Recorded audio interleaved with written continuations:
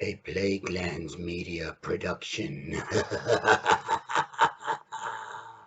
Hey everyone, this is Hugh from Plaguelands Media bringing you another book review today. So, cheers. Oh, a bit early for that, but I don't care. Today I'm bringing you Of Men and Monsters by Tom Deady. This was a very short book, so I'm inclined to think this is a young adult novel, although it deals with a lot of themes that are not very prevalent in young adult fiction today, as far as I know. I could be wrong about that.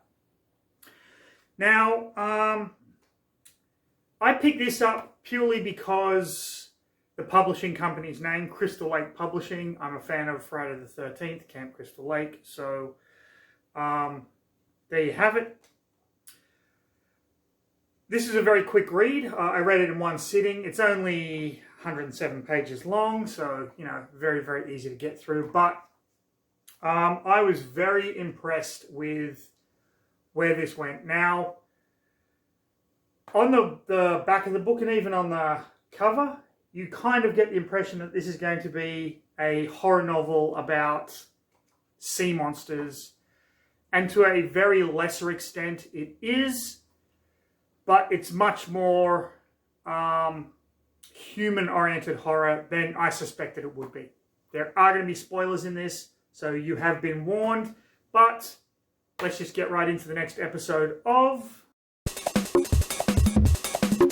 Read a fucking book. Read a fucking book. Read a fucking book. Read a fucking book. Read a fucking book. Read a fucking book. Read a fucking book. Read a fucking book. Read a fucking book. Read a fucking book. Read a fucking book. People. So this book is set in 1975, and the chapters are really broken up into days.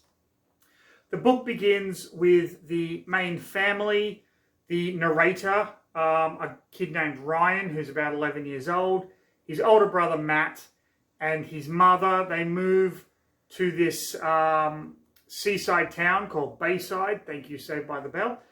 And we find out from the narrator that he's 11, his older brother's 14, and very morose. He's a morose teenager, Matt is. Ryan, through his narration, we discover that they are actually hiding from an abusive father. Ryan's father would constantly beat his mother. Matt would step in and get beaten. Ryan stepped in once, got thrown into a wall. So this is kind of their way of hiding and laying low. The house that they are renting, I guess, is this two-story place right across from the beach. And Ryan absolutely loves it, although there is one bathroom on the second floor that makes these strange gurgling noises. You think that plays a part in the story. It really doesn't. It's not there for anything. They go out to get some food the next day after kind of moving all their stuff into this house. They go to this diner, and Matt meets a girl called Kelly, and kind of comes out of his doldrums a little bit and asks his mother, can I go down to the beach and play with some kids? His mother's like, fine. So Ryan and his mother go into the diner, where his mother manages to secure a job, which is like the first good luck these people have ever had. And what ultimately happens is Kelly and Matt does some kind of drinking at this party with these kids, which upsets the mother because the father was an abusive alcoholic. So Matt kind of becomes more out of his shell because he's got this girlfriend Kelly, but he also becomes more responsible as the novel goes on. Ryan, kind of feeling bored that Matt's not around, goes up into the attic and discovers some comic books, mainly superhero comics and some horror comics. And he kind of gets into these horror comics a little bit. He explores the beach, sees some weird lobster things on the beach that is never explained. But ultimately, Matt invites him to a beach party, which Ryan is very confused about because it really never happens. And he meets Leah, who is Kelly's cousin. Kelly is Matt's girlfriend, and Leah becomes Ryan's girlfriend to an extent. And Leah has a best friend who is called Mary. Now, over the course of the beginning of the novel, Ryan, the narrator, sees a coupon in the back of one of these comic books for sea monsters, not sea monkeys, which any of you that have read the old comic books would see the thing for sea monkeys. It was just brine shrimp you put in the tank, and they were supposed to make little houses and crap like that. This is for sea monsters. So he clips out a coupon, pays his money, takes it down to the mailbox where he sees a girl putting some letters in the mailbox. That girl ultimately turns out to be Mary, but he doesn't know that yet. The parcel comes with the sea monsters. His brother kind of mocks him, but he gets a tank and puts the water in and puts them in and feeds them and does all that kind of stuff. And these things start to not only grow at a very quick rate, but they also start to eat one another, which is very, very odd. Now, while this is going on, they are getting strange phone calls, which are from the father who has managed to track them down. They've been trying to escape from this guy.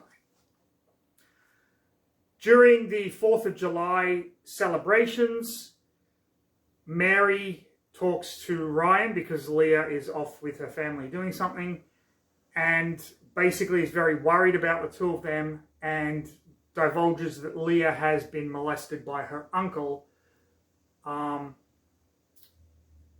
which I believe is Kelly's father, I think.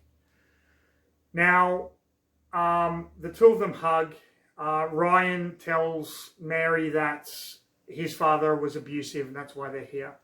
Some of the other kids see them hug and they tell Leah about it, and so Leah is very kind of cold to Ryan from this point onwards.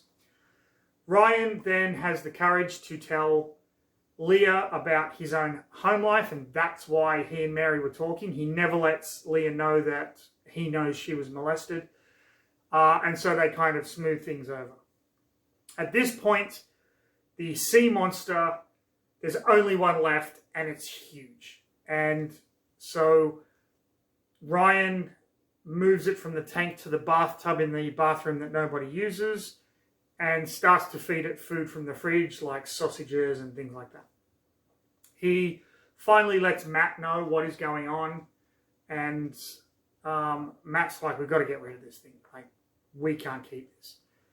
They let Mary, Leah, and Kelly know, so the 5 of them, the 3 girls and the 2 guys, know that there's this sea monster thing in the bathtub in their house. And so they devise a plan to take it out and put it into the ocean.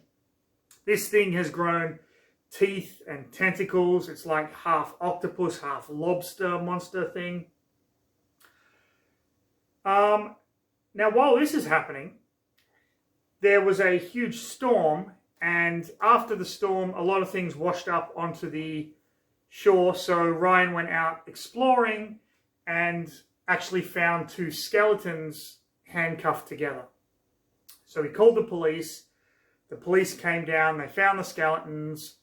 They kind of assume that it's from a shipwreck off the coast. But Ryan is interviewed on television, and because of that, his father knows where to find him. So he kind of done fucked up there. So when they plan to move this sea monster, they're waiting for night to fall so they can take it out in this tank in a red wagon. And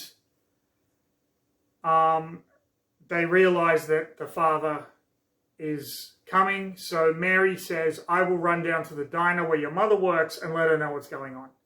At this point, Leah's father and Kelly's mother come racing up to the house and drag them away. And Ryan notices that Leah's father has blood on his hands. So they assume that they found out about the uncle molesting her, and something's going on there, and then they leave.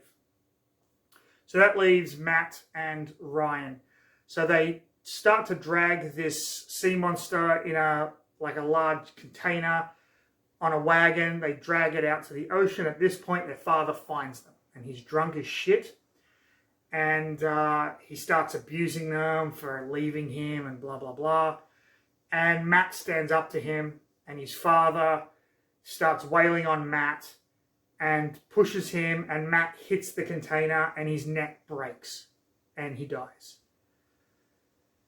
And so Ryan, using a baseball bat, smashes his dad in the legs and starts attacking his dad for killing his brother. And his dad ultimately knocks over the tank, and the sea monster thing gets out. And as his father's trying to escape, this thing kind of latches onto his ankle, climbs up, starts ripping the flesh off his back and his neck, and drags him off into the ocean. And Ryan can't do anything until the police kind of arrive, and they find him shocked.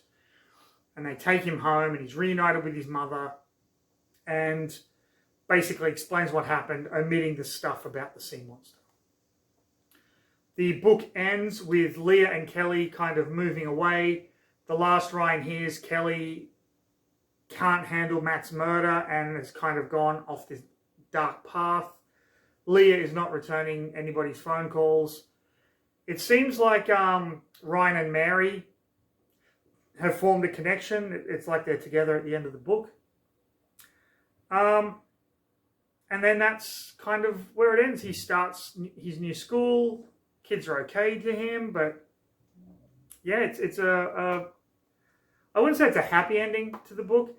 There is a very odd reference at Matt's funeral at the end, where Ryan says the pastor said the reason Matt died was because he was a sinner. The kid was 14 years old, and it's his funeral. Like, that's messed up. But Ryan does say he never went back to that church again. So, Tom Deady of Men and Monsters. A very enjoyable read, a very surprising read. I didn't think it would go where it went. But, yeah, there you have it. Very quick readers too. So, quick read as well. What the fuck is wrong with me? Oh, I know what's wrong with me. This is wrong with me. So if you enjoyed the video, like, subscribe, leave a comment, tell all your friends, please. But most importantly, stay safe, have a fantastic rest of your day. Read a fucking book, people.